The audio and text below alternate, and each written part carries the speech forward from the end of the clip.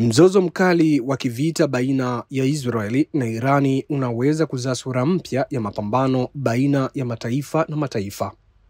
Ni wiki kadhaa ya mashambulizi ya piga ni kupige baina ya Israeli na Iran, yakiacha vilio, majonzi na simanzi, huku vifo ikiwa ni jambo la kawaida katika nchi hizo mbili.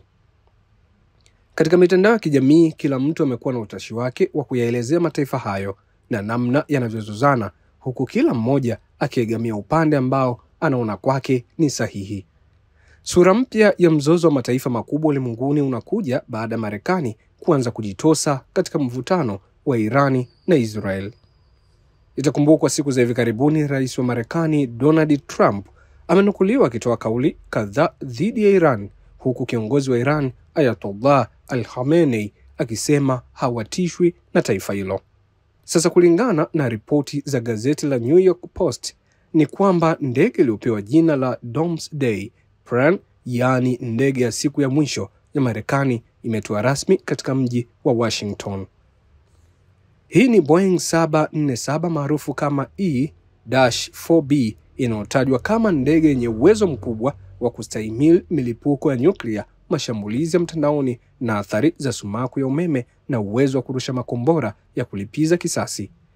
Katika ripoti ya New York Post sambamba na video unayoitazama muda huu, inaeleza kwamba ndege hiyo iliundwa mahususi kumlinda waziri wa ulinzi na maafisa wengine wa usalama wa kitaifa na kuifanya serikali kufanya kazi wakati wote wa vita, ikiwemo vya nyuklia.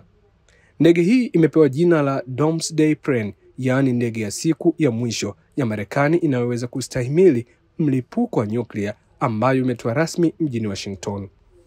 Ndege hiyo iliondoka kutoka Bossier City, Louisiana Jumanne jioni na kutua Maryland. Ndege ya siku ya maangamizi ni ndege maarufu sana inayoendeshwa na jeshi la anga la Marekani na hutumika kama kituo cha kitaifa cha uendeshaji wa anga, yaani NAOC.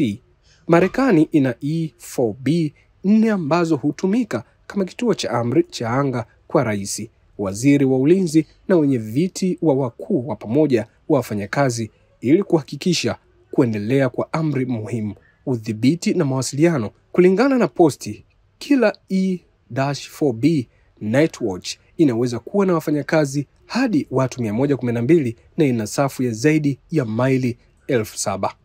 Zaidi ya hayo, ndege hiyo ina kinga ya joto na inaweza kuwasiliana na mtu yeyote popote duniani kutokana na vyombo 67 vya satellite na antena zilizomo kwenye huba yake ya miale.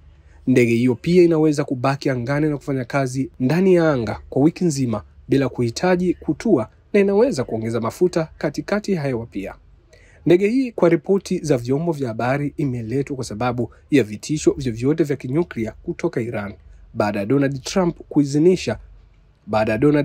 kuidhinisha mipango ya kuishambulia Iran, lakini hajafanya uamuzi wa mwisho kuhusu kuishambulia nchi hiyo. Rais wa Marekani alisita kuanzisha mashambulizi iwapo Iran itakubali kuacha mara moja mpango wake wa nyuklia, chanzo kikuu cha kijasusi kiliambia CBS.